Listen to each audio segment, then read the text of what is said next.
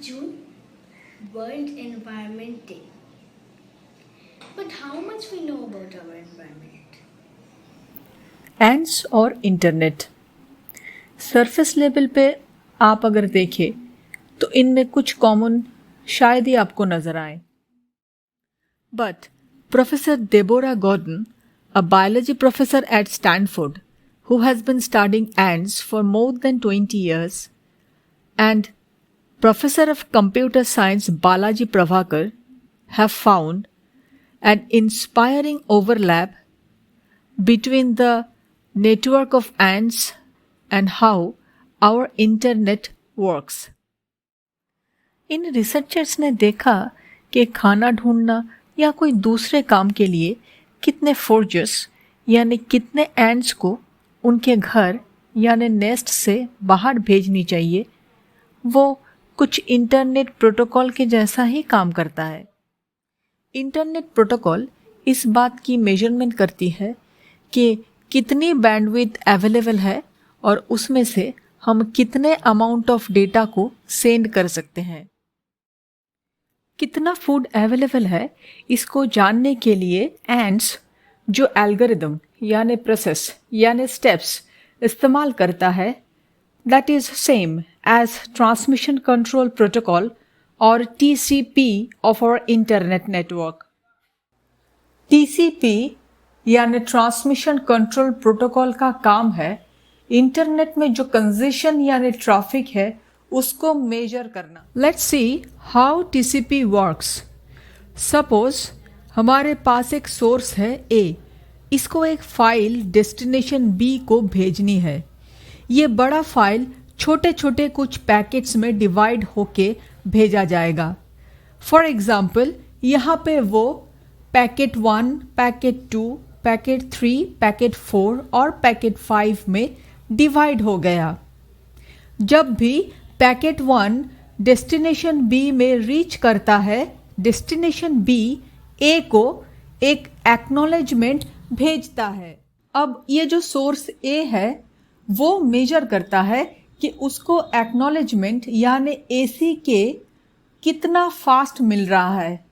अगर वो ACK जल्दी जल्दी रिसीव करता है तो वो B में फाइल ट्रांसफर स्पीड जो है उसको बढ़ा देता है, ट्रांसमिशन स्पीड को बूस्ट करके। Opposite thing happens when the reception of ACK is slower by the source A. Then the transmission of files from A to B becomes slower.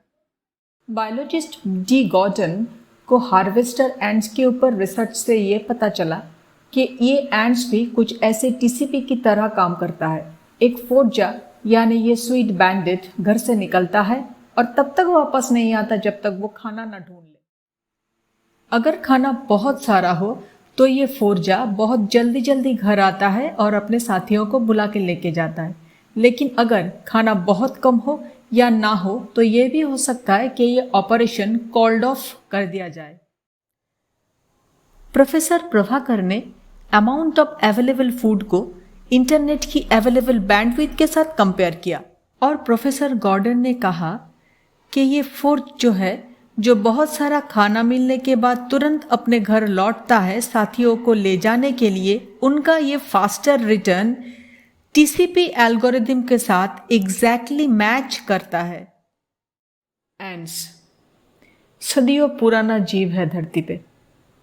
140 million years पहले भी ये था और हमको आज जो मालूम है वो उनको मिलियन ईयर्स पहले से ही मालूम था। इंटरनेट में और एक प्रोटोकॉल है जिसको हम टाइम आउट कहते हैं। जब कोई लिंक ब्रेक या डिसरप्ट कर जाता है तो सोर्स से डेस्टिनेशन तक पैकेट्स भेजना बंद हो जाता है।